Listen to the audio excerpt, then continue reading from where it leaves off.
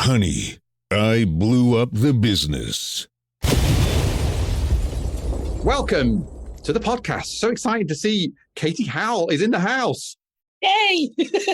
Yay! Now, I'm very excited, actually, because Katy's a bit of a ledge in her particular world. And I'm very honoured to have her here. And I love her Twitter bio. She's a social media expert, and her Twitter bio says that she's a CEO, speaker, smarty pants, and geeky girl. Very smarty pants. Yeah, well, if you're gonna have a social media person, you're gonna have a snappy Twitter bio. So I'm winning on that account. She's the CEO of a company called Immediate Future, which has been going for 17 and a bit years, which is because she launched in the same year as I launched my company. Yay! Yeah, which I thought was really cool. So, and according to the press, they're one of the UK's most respected social media agencies. Now, this is the bit, by the way, Katy. I'm going to read out a whole series of your accomplishments, and you're going to feel embarrassed, and then everyone's going to feel a bit inferior, and then we're going to ruin it by getting into your darkest moments. But she was named the 4th most influential social media marketing expert by the Drum magazine, which is Europe's biggest, I believe, marketing and advertising magazine, and named one of the top 25 women to have shaped the digital industry by that same magazine. In 2020, she was named as an Innovator 25 by Provoke PR website for Europe, Middle East, and Asia, and was amongst the top 100 Asian tech entrepreneurs in the UK. Bloody check her out. Co-authored 3 books on social media. She's a guest lecturer at universities. She's somewhat of an activist on social media. I've been tuning in, and she's on the media a lot.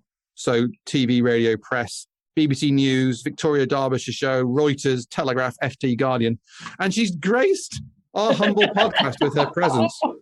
Not quite the BBC, but, we will try our best. We're heading that way. So welcome. Thank you. Great to have you here. Before I forget, because I keep on forgetting this and getting told off by my marketing guy. This podcast is brought to you by the tech department, which is my company, and that's the one that I blew up in 2017. And I did turn it around, thank goodness, but I don't want to do it again. So that's why I'm running the podcast. That's why we're talking to Katy today, is to find out what she learned, so I can learn from it, because frankly, I could do with every bit of help I could get.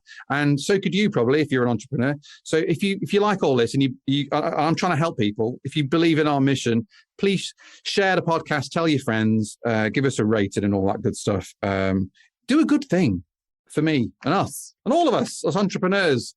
So I'm excited because Katy's like a long-standing entrepreneur like me, and she's been going at it for a long time. But 2004, back in the ancient history of social media, was when you launched your business. So that was the same year as me. So what did it feel like when you launched Immediate Future? What was that like? Let me go back a couple of years, because I was working at a big agency. I had worked at what was at the time called BMP DDB, that's now known as DDB, and then switched to OMD to work on the interactive division. And I spotted this thing, which is, it was back in the day when websites were built with Flash and brochureware. And I thought these message boards and MySpace are a fab opportunity for brands to talk to their customers and really get to understand them and be part of the conversation, that whole Web 2.0 thing that was floating about. So I jumped ship, which was interesting because I just had my second baby. And, I made my husband give up work to look after babies, and so I had 2. And I sort of set up as a freelancer almost, if you can imagine. I ended up in about 18 months, 2 years later, with 20 clients, including EMI, working for very large bands and brands, if you see what I mean, all on my own. And, getting up at 3 a.m. and trying to get it done. You know what I mean? Trying to get it all done. Yeah. Just did not occur to me that I needed help. So the first person I got was someone to help me with invoicing, because I was getting in a muddle and that kind of thing. And then I hired an account manager. And then I thought, bugger me, I'm an agency. Yeah. oops, I've made a company. And it really was that, because everything was moving at 1,000,000 miles an hour. I mean, Twitter came out of the woodwork in 2006. Everything was happening. Everything was beginning to move. And I was finding myself in 100 different directions. Really, my plan had been to go freelance. Okay, that was my plan. What happened was I was working pretty much round the clock and began to hire people. So that's why we say we started in 2004. We actually, pretty much 99, before we kind of got going and everything else. So there's me with this little company. We moved out into a place in Surbiton. It was like one small little room, working for lots of brands. Then decided we were growing too big for that and moved to a slightly bigger office and thinking, I'm going to grow. Don't know how, but I will. And luckily enough, I come from a biz dev kind of background in agency. So, selling stuff is no problem for me. I am a marketeer, but it was not an issue. And I had a lot of contacts. And so I began to win business and more business. And one of the clients that I worked for was Sony Electronics, who, after doing a couple of projects, said, we want to transfer all our comms budget to this. So they took their PR out and wanted to talk more about blogger relations and getting involved in this kind of new upcoming space. And we grew, I think it was about 4-fold in 6 months or something like that. Wow. And, oh my God, I had a fabulous team. It took a while. We hiccuped our way to get to that point, but then we got to this space where I just had this curious, creative, amazing team. We piddled along quite happily for some time till the banks did their merry dance in 2000. And I think it hit us about 2010. By the time it was 2010, 2011, we lost some clients in the process of that and went from big company to teeny tiny again. Really? And that's partly also because everybody suddenly went, oh, so it now had a name because it didn't have a name to begin with, social media. And we found ourselves competing with, not just a lot of small companies, but all the big network agencies who already had established relationships. So where I'd had a very open door, we went back down. But that's not where I blew things up. Okay, things went bad, but crisis is crisis. And actually, I'm quite level-headed and don't tend to run about, waving my arms in the air when things get a bit disastrous. But I'd love to tell you about what really I think is only in hindsight do I realise how bad it got. Really? Yeah, go for it. I'd be great to hear. Yeah, please.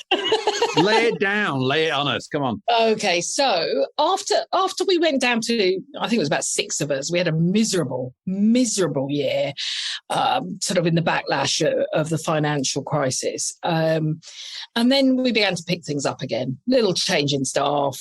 We picked things back up again, and we grew really quickly. And I hired really fast. And it what does that mean? How fast is fast? Like 6 months, 10 months. Yeah, not even 6 months. And how many people were you hiring in that 6 months? I think it was about 16 in total that we ended up hiring, with including a few replacements. It's not like we were huge.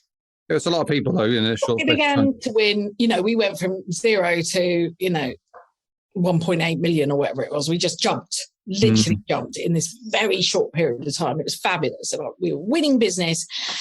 And we were losing business. And it took me a while, and the reason I'm stuttering is it took me such a long time to work out why I was so unhappy, because I just became incredibly unhappy. The team was just toxic. And we had people sleeping with each other. We had stand-up rows happening in the office. It was just an absolute nightmare. And I had no idea, Dan, how on earth I was going to deal with it. And so I tried to put fixes in. I tried to but I'm like many entrepreneurs, I'm quite a coward with confrontation. I've always led with a very open heart. and so couldn't understand people's attitudes or why they were behaving this way. In addition, I had a lot of friends who were also leaders who were going, oh, millennials, they're just millennials. And I was thinking, it's just millennials. It's just millennials. It's just the way they are. Yeah, well, that turned out to be bollocks. Sorry. No, yeah, it's fine. Millennials, they're quite normal people. Yeah. Again, I let this drift and drift till one day I said, I just don't want to work here anymore. Really? Now what do I do? Such a horrible place to work. And so, yes, I had to find a way to change the team. Many of those I encouraged with a new hire to kind of not find themselves quite so comfortable in the organisation. And I still didn't really understand why. I thought it was all their fault.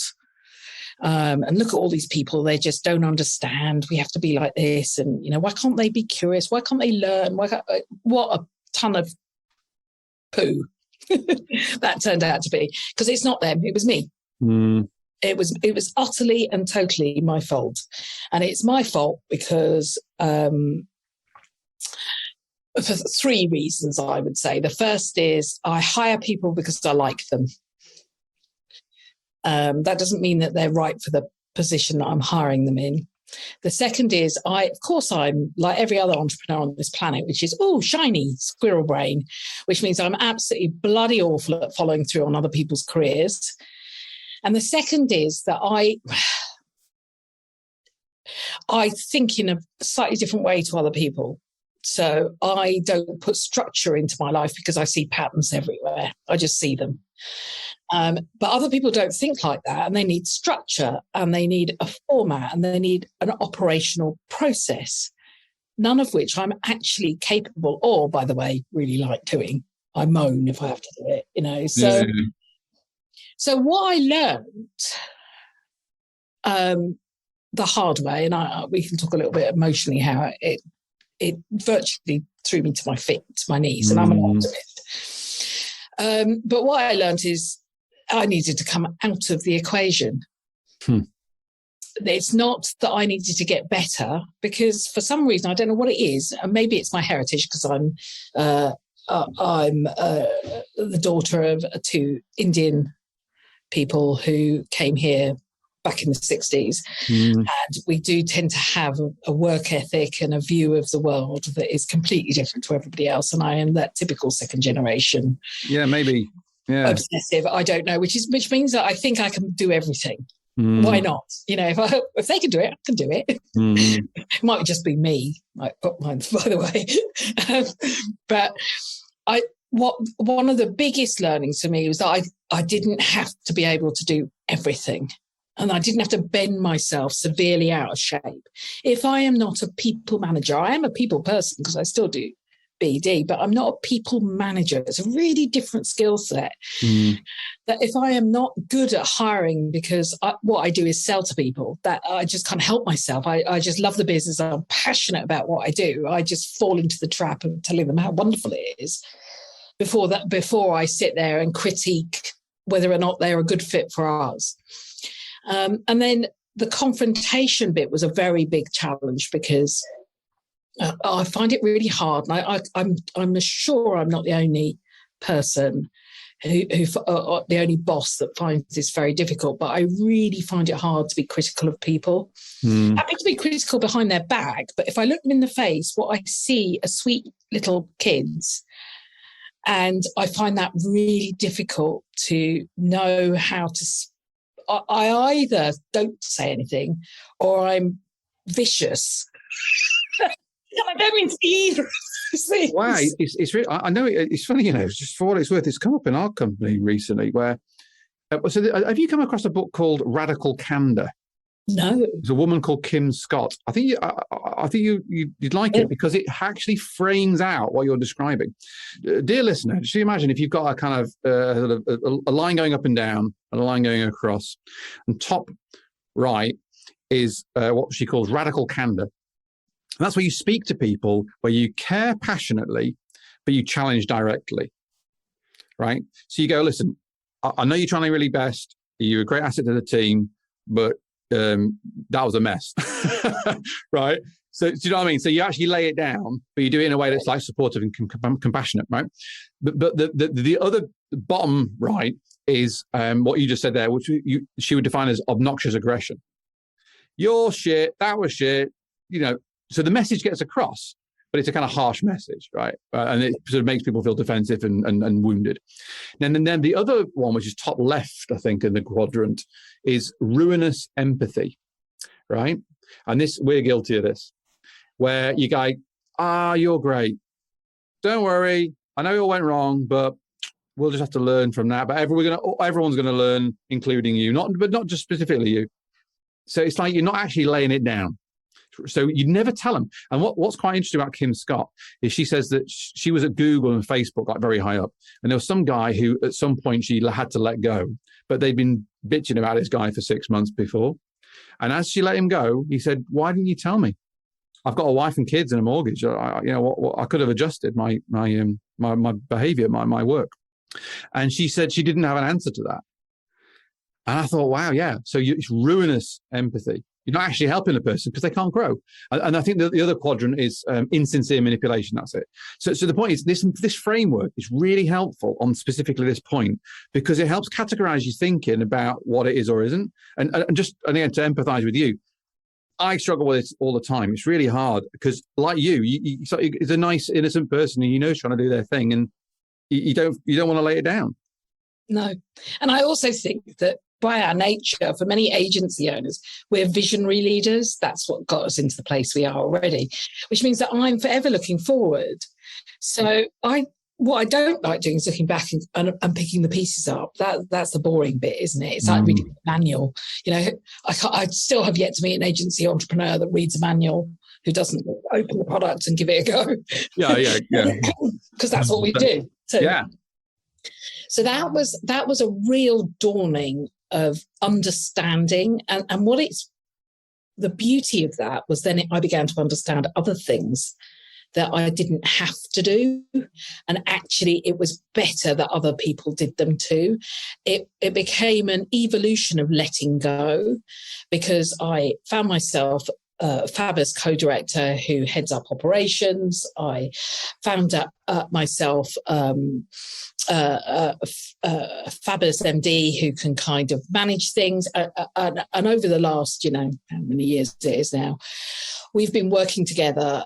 There's a trust bond in place. And more importantly, it's given me confidence to let go of other things. But I still go back to this issue, which is that we expect ourselves, because I could have blown the whole lot up. We were losing, let's put it this way, in 1 year, in one of those toxic years, I won £1 million worth of business. And in the same year, we lost £1 million worth of business. Wow. So it's a completely like in one door, out the back door. Yeah. So what year was this? Sorry, was this 2010 time? Is this the sort of or earlier than that? Probably about 2013, maybe. Okay, right. So yeah, all right. So you got through the financial crisis. You've grown, like you kind of kickstarted the business again. Yeah. On the one hand, so at that time, though, I can imagine you've got this sort of adrenaline rush thing going on where you're like, yeah, we're back, baby. I'm like cooking on gas and hiring 16 people in 6 months and woo. So at that time, just sort of before the toxicness became apparent, what was in your head? Yeah, exactly that. Oh my God, we're going to get back there within a year. We're back where we were, growing again. I'll be, a 50-man team. We're going to, I've never wanted world domination, but I wanted I wanted a new adventure. So that's what I thought. Great new adventure. It's going to be fantastic. One of the horrible things about what we do, and one of the wonderful things that we have as agency owners is that we work with people. It's the bit that inspires you, but it's also the bit that's horrible. It's messy. It's unpredictable. Egotistically, and I say this with I'm 55 now, so I really don't give a damn what I say these days. I don't care that much. But one of the things is that we have an ego. I just thought everybody thought like me. Yeah. It just did not on any level occur to me. And the real risk was this: if I hadn't realised, and I was so down and so miserable, that I actually put up a slide saying, I don't want to work here anymore. You know, that misery of not wanting to come to work every day. Just feeling like, oh God, it's a tragedy, really, because you created a thing that then crushes you. Yeah. My husband used to call it my gilded cage. Yeah. I mean, I can relate to, I've been in a similar situation. It's a different business to the one I'm in now, which it was running concurrently at one point. But yeah, gilded cage. I was on very many levels. It was like status, money, travel, big name, this and that. And I was being crushed to, not death, but I was definitely being crushed into a burnout for 100%. That's what happened to me in when I was in my early 30s, which took me like a decade to get over, actually, and physically and like my health. So it's so easy to do. And I think particularly when you're a visionary and you're creative and I am that, a classic visionary kind of creative leader, and you're so enamored with your vision of the future, and it's so exciting. And like you, I've really struggled with that. Why isn't everyone seeing this? Like I know it only exists in my mind, but why doesn't anybody else see it? Right? And then you've then reality starts to hit you. And then, so okay, so you're in 2013, you're on this adrenaline high, you've hired all these people, you're pumping, you're back, baby. And then this toxicity thing had, I guess, started to happen. And then at a certain point, you recognize it's happening, because I guess it's probably, oftentimes you're the last to see it as well when you're the boss. Yeah, but we began to firefight.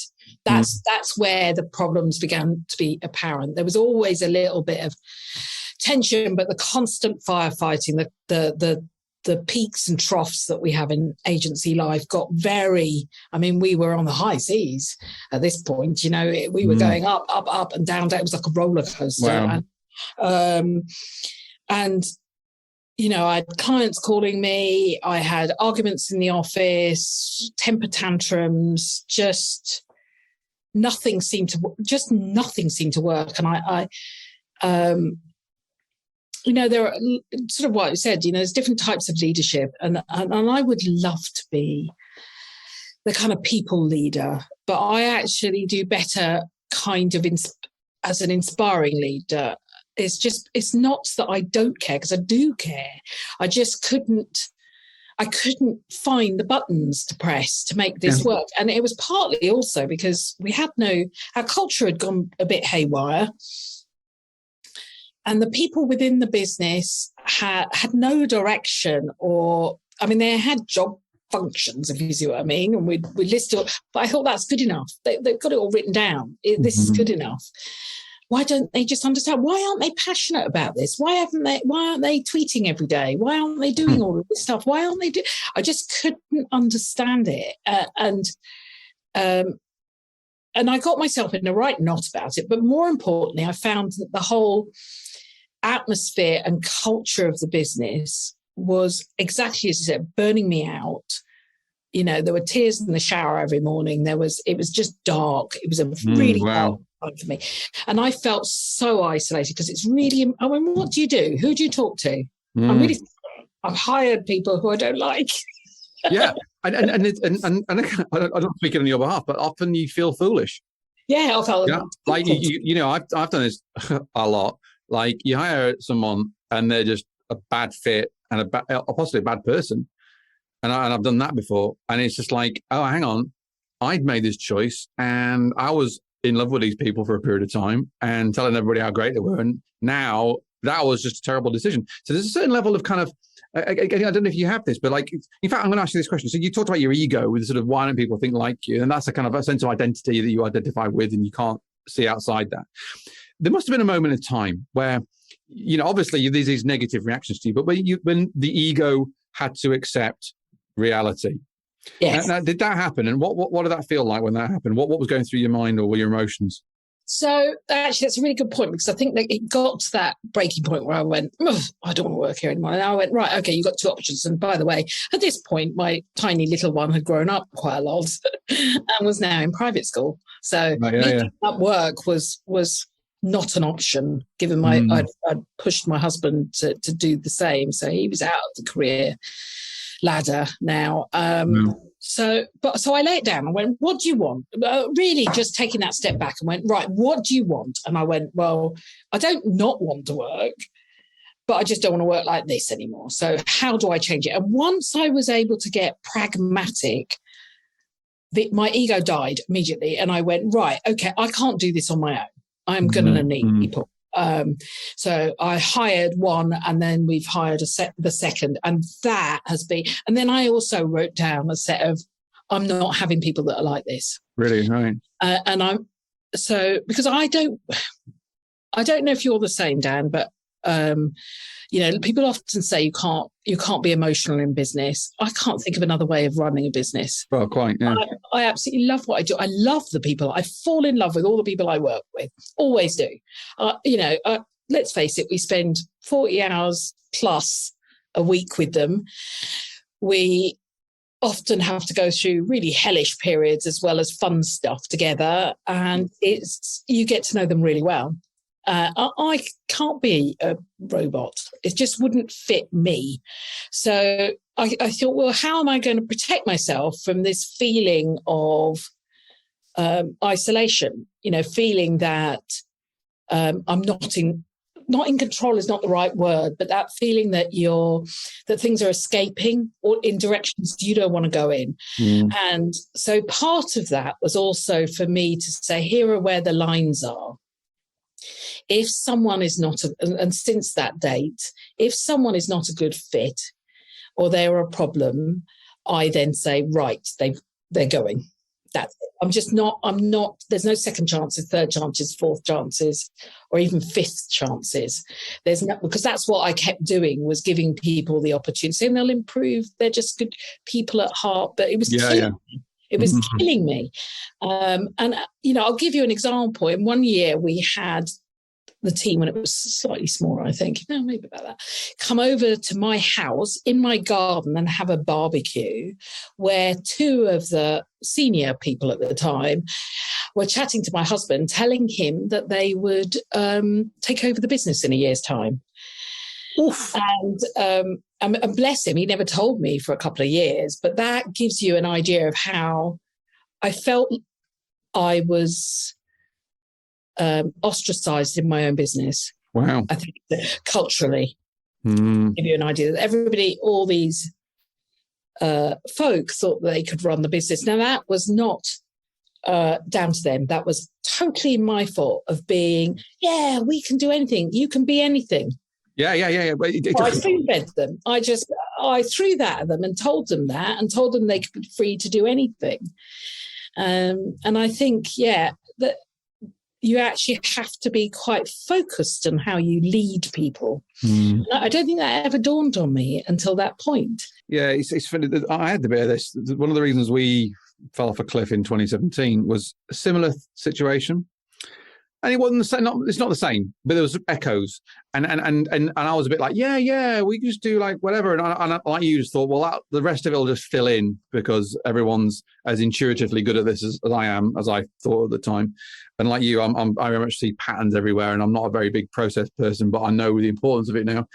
But part of this is the focus, and actually you're on a mission, and everyone needs to stick to that, including you. Now within that, there's parameters to be creative and riff, right? But you've got to get that sort of direction. And so can you sort of speak on that? Because I think there's a bit here of how does a leader, or someone's listening to this now, an entrepreneur, and maybe it's not quite as extreme as the situation you were in, but they can see some echoes in that, like that how they're not naturally kind of like process people, they're not naturally kind of man manager sort of people. How do you connect a vision with reality?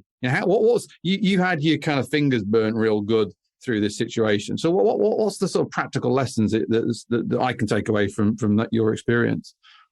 I did two things. First of all, I'd lost any authority in my own business. I don't know if that was just because I'm a woman or whether or not I was just an idiot at the time. It could have woman or idiot, your choice. Go for it. So a couple of things. I read a book called Get a Grip, which is the EOS system. Oh, yeah. Which talks about visionaries and integrate. And then they have this job called integrator. And I hired someone who is fabulous and still with me. Turned out that they weren't the integrator. They're fabulous, but they're almost like an adjunct to me. Right. And then we hired an integrator. And what's become fabulous about that role is I can splurge all my visionary stuff and they put process to it. I can go to them and say, I'm really not happy with the work that I'm getting back from this person. I don't do much client work these days, but if I was to say, or I spotted that we've got a couple of mistakes hanging with this client, and they will balance my either, as you rightly say, aggressive kind of critical side versus that, they're fine. Yeah. Everybody needs, they'll balance that and take that forward. I found my solution by getting someone who could translate me, because I thought, this is the reason I thought this is, it's not just because I was being easy on myself. It was because if I could gear up and weigh up this side of me, and become a people manager, which some leaders are.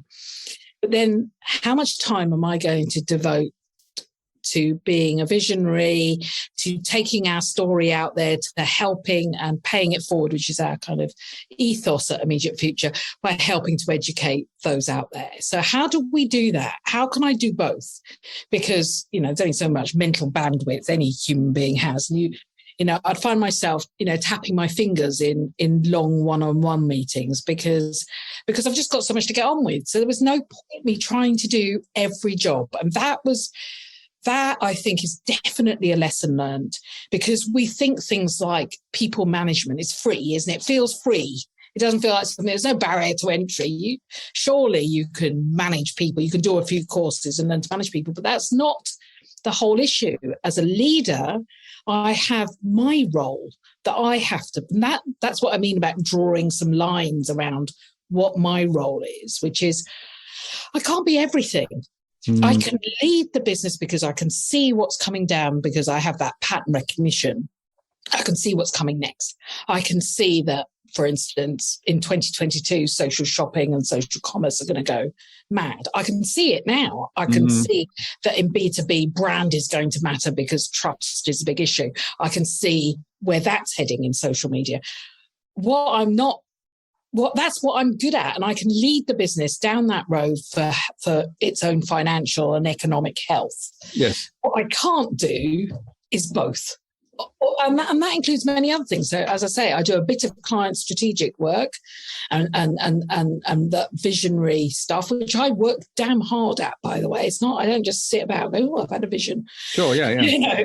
As in my thought leadership, I work hard at thought leadership. I work hard at building out models. I look at different techniques. I'm already looking at design thinking techniques, which are mostly used in technology, in how we can bring those into comms, for instance.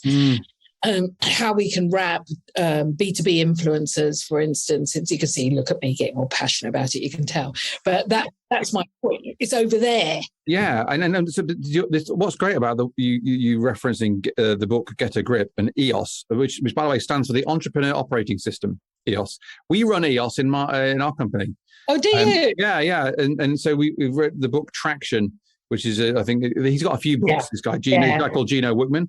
But so we run EOS in our company, and we recommend it to everybody.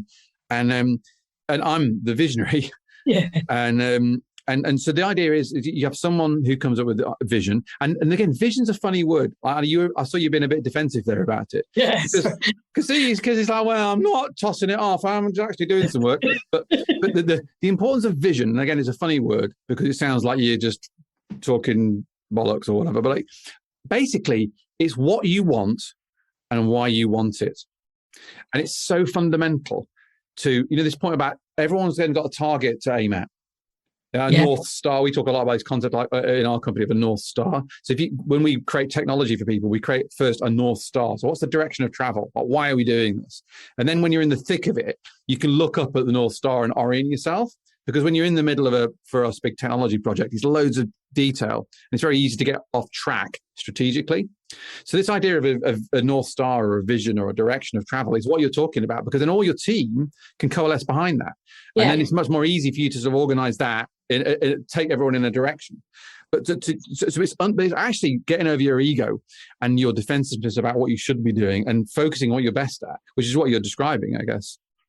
Yeah, exactly. And I think, because I don't think I blew anything up, what I think I did was death by 1,000 cuts. Yeah, right, yeah. And if I had, so it's a slightly different thing, because that stretched over years. I mean, it was just so painful, even when I think about it now. So how many years was that, do you think? Like, just I when you start? about 5 years. I mean, I would say we've probably, this team we now have, who are just fabulous. They're just, given what we've all been through, just an amazing, they're just, I cannot praise them higher, but we're a collective now. We really do work together. Is about 5 years or so. Well, so it must have must have started to change around 2016, 17. Okay, so there's probably a long time. It did, because it wasn't just, I didn't just sweep in and go, oh, you're all gone, because I had clients to handle, and some people I had hoped would continue with us, and we then replaced them with. It was never a quick realization. It wasn't like, oh my God, I've had an epiphany. It was stages that I went through that then allowed me to be able to release parts of myself. Oh my God, my ego is so big. But let go of some of this stuff, which is actually more about, and I've listened to some of your podcasts, I hear this again and again, it's more about your mindset rather than anything that's actually happening around you. Yeah. Yeah. Isn't it? There's a sort of a kind of a letting go, because in a way, changing your team, saying this isn't working, is also a sign of failure to the person you're speaking to. It's quite a difficult conversation to have. Yeah. Draw the line to say this isn't working for us. But I've gotten better at it, better at having a much better mutual conversation for someone who I just realised after 3 or 4 months might not be a fit. And now mostly I don't have to do it. Do you know what I mean? Because the team is functioning in that way that they do it. So, right. So we're kind of weeding the chaff out. But occasionally I have to and say, well, I think it's best maybe you move on. We're in different directions. It is the worst thing about being an entrepreneur, is this bit, actually letting people go. I mean, I've done it a bunch of times over the years, and it just makes me sick to my stomach.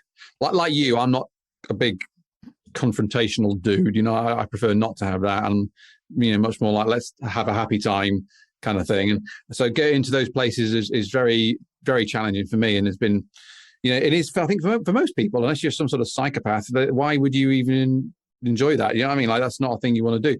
But what I think is interesting about what you're talking about here, just a theme through the podcast, is your ownership of the problem and your ownership of your role in it.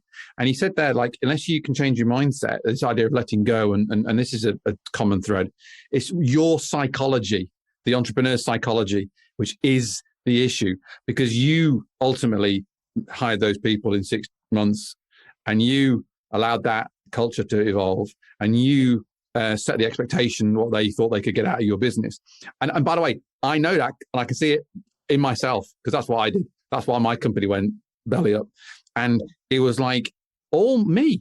No, so if I had to work on me, like, and again, it's obvious when you say, like, when you lay it out, of course, if I work on myself and I become a better human being and more conscious, more aware of what is my strengths and weaknesses and others and how that all fits together, that propagates out every day. And I create from that basis. Yeah. Yeah. Absolutely spot on. Absolutely. And it's been brilliant, because as a consequence of that base being, I feel stronger and more confident in who I am. I'm going through the menopause right now, which meant I was able to come back and say to the team, listen, I suffered a lot over the last year with a bit of foggy brain, which added beautifully to being locked away as well. But I just said to the team that there'll be times when I'm better off just shutting down and going and lying on the sofa and watching Netflix, because my brain is not functioning. I was quite cool saying that and confident that, excuse me, that the team would manage and there would be nothing, because I'm not client side, I'm not firefighting. Oh my God. I'm not defending ours and trying to fix problems all the time. And that is such a joy. It's such a joy that I'm able to live my life. But you're right, it starts with yourself. And that is a hard journey, which is why I say it's death by 1,000 cuts, because it took me quite a long time to be able to do that. It was not a fast fix. Oh, listen, you're talking to a man who had a burnout experience at 32 and then had a couple of other sort of snafus in his early 40s. And by his mid-40s, managed to blow it all up. And it took me like a lot of banging my head against a brick wall for my thick skull to crack open and go, maybe I'm the problem. Do you know what I mean? Like it really, I mean, seriously, it's like embarrassing, really, admitting it. But and to your point, you kind of, you're an entrepreneur and you have these great things going on and it's so exciting, but then you dig your own hole. And what was amazing, you've had this period of a long time, 5 or 6 years of working through that. And what's great is you sharpened the blade against the stone. You know, you've got sharper and you got more keen because of that. And that is, and again, what's cool, I know what I think for me personally anyway, is if I embrace that as that's the price of me becoming the person I'm going to become. Yeah, the better version of me. Yes, absolutely. And I can tell you how it played out for me when the pandemic hit. We were sorted in a week. Yeah. You know what I mean? We were sorted in a week. We just literally slid to our home desks and continued. But everything, including our culture, shifted with it. And it just showed that we were all in our right roles, in our right seats, as they say in news. We were all in the right place, doing the right things. I'm not a mad fan of EOS. I'm terrible. I read business books and pick things out of them. Sure. And I'm in the middle of reading Felix Velarde's book at the moment as well. Which is what's that? I'm going to get 2Y3X, which is 2 years, 3 times turnover, I think. Okay. Which has another set of systems. I'm looking at it from how do we go to our next level? What is that next level? What's the shape of it? How do we grow? So, but I will go and dot in and out of this. But I think there is something really energizing about knowing the things that you perform poorly at and saying, I'm going to delegate that to someone. Yeah. Have a role specifically for this. Now, this gives me the chance to focus on what I am good at. And I do our new business. That'll be somewhere along the line. I will obviously have to divest myself of it, but I love it. Yeah. Well, and why divest yourself of it if you love it? I mean, but I think this is the thing. It's like it's embracing the fact that you're not good at some stuff and seeing yourself as the sort of problem on the path. You know, like and kind of getting over yourself in a way. About that phrase, letting go. It's letting go of your ego and your identity attached to that ego, and the fact I have a problem with like trying to be a perfectionist or controlling it too much. Indeed. Yeah. That's one of my self-sabotaging triggers. Is I'm trying to just be all over everything, and then it just, I'm stretched. Everyone's pissed off. It's just a thing I have to work on. But this comes back to that thing of working on yourself, and being really connected to who you are, and being accepting of that, and building from that basis. And I think that's what's really fantastic about your story is that's what you've done, and it's great. You said the phrase, "It's now such a joy," and shouldn't that be the point? Yeah. Do you know what I mean? I'll tell you something really interesting is I think there's one other aspect to this that maybe some of your female entrepreneurs will feel. I am so the wrong face and fit for an agency, and bear in mind that I joined agency in the 90s. So where everybody was blonde and slim and I'm not blonde coming from Indian parents. Got pink hair at the moment, but that's grey. That's the grey dyed pink. I've always been overweight, so I'm a bit of a tubby, slightly overly hairy Indian woman. I just did not fit.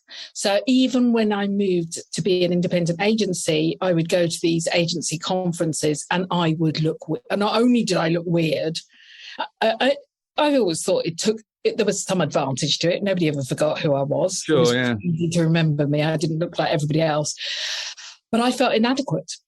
Really? So what happened with that inadequacy was that I wasn't quite my face didn't quite fit. So what happens with that is it becomes an internalized process that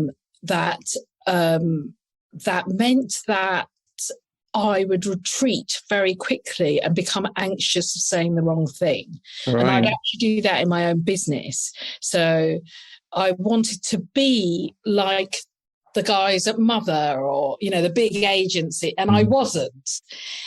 One of the things I think I learned most out of those horrific years was I just have to be me. Yeah. No, I was going to say, it's interesting. It's like a kind of the great gift in all that was you were able to accept you. Yeah. And of course, that is what's beautiful about you is you, not you trying to be somebody else or some sort of fake persona version of you. That authentic, real you. So one of my guests, a guy called Peter Sage, who ended up in Pentonville prison. The year before, he was listed with Elon Musk as one of the world's top entrepreneurs. The year after, because of a contempt of court thing, he hadn't even committed a crime, ended up in prison. But he said, and he quotes from the book Think and Grow Rich. He says that every adversity contains within it the seed of a greater benefit. And he wrote that out on a piece of paper and stuck it on the wall in Pentonville prison. And he committed to treat it as a learning experience so he could grow. And it was really stuck with me, that, because I thought, wow, yeah, that's like some commitment to growth. Yeah. And I thought, yeah, but it's about being true to yourself and leaning into that stuff and learning and seeing it as a gift, because now you can be you. Yeah. And it's nice because it's timed nicely with my age, and it's just, I don't know, there's a lot of happiness in building a business that isn't, I bet you find exactly the same thing, which is how many staff have you got? What's your turnover? Blah, blah, blah, blah, blah. There's this, and I think I'm not on the same track, planet, universe you are, because I don't care. I don't care for the things you care for. It's a bit Instagram, isn't it? Yeah. That whole thing, which is, this is my beautiful body and I've done this. I mean, I pout and I just look like a blowfish. It just doesn't work for me. It's never going to work. I'm never going to look like those women. I think it's such a great, when you start to I get on what you mean. When you let go, that's all the ego again. Let go of all that stuff and let it float away. Doesn't matter, and just be content with where your heart is, rather than where your ego and your analytical mind tells you should be because of some bullshit in the industry or what you saw on Instagram earlier. And I think it might all be great. It might all be great, and it might be the way everybody else does it. But I'm competing with them, and I need to stop because I'm competing for the wrong things. Yeah. Well, and it's like you're climbing a mountain you don't want to climb. Yeah. Yeah, and so we're edging up towards, time has flown as always. What a beautiful conversation. We're edging up towards the end of our time together. Personally, I'm buzzing because it was so rich, full of really good stuff, and so thank you for sharing so openly. Where should people find you? You are very prolific on social media, so I think people should find you and engage with your amazing, great content. And where's the best place to find Katy Howell? So I am Katy Howell, at Katy Howell at Twitter, Katy Howell on, because I'm an early starter, so I haven't got any numbers after my name. TikTok, I am on Facebook, but unless I know you, you don't tend to come into my inner circle. I am on TikTok, but I'm just a browser. I am on Snapchat if you want to connect me there. I'm pretty much on all of those, or visit the website, which is www.immediatefuture.co.uk, and there's contact details there. Perfect. Well, we'll put all that into the show notes, and I would recommend getting to the website. There's a load of good bloggers on there and some interesting content and loads of stuff. If you're interested in social media and learning about social media and advocacy and employee advocacy, a bunch of great content. So check it all out. Engage with Katy. She's a legend, and she's so grateful for you to be here. And well, I'll hopefully see you soon. And I want to say thanks everyone for listening, and I'll see you all next time. Do you want to get the top 5 tidbits from each episode emailed to your inbox every Friday? Yes, you do. It saves you having to go through and make notes and make a note of all the books and all the ideas that are in the podcast. We go through and we choose the top 5 we like, plus put all the links into that email. So if you just go up to honeyblew-up-the-business.com, yes, that's honeyblew-up-the-business.com, and just enter your email address. There's a little box, just enter it in, and we will send you that information. And it saves you having to make notes and all that. That's make your life a bit easier. And of course, if you did enjoy the episode, please consider subscribing. We are trying to help people through this. So the more people that subscribe, review, rate on Apple, Google Podcasts, Spotify, the more people will see it and the more we can help. So help us, help other people, other entrepreneurs like you. And before I go, I've got to say big up to my company, the tech department, the company we blew up and put back together again. They're generously supporting me on this mission through the podcast. So if you guys want to have a look at a company that can really help you improve your technology, make it better so your business gets better too, boosting your sales and your profit and a bit more sanity in your life, a little less stress, then head up to thetechdept.com, the tech department. My company, give us a look. On behalf of all of us here, thank you for listening, and I'll see you next time.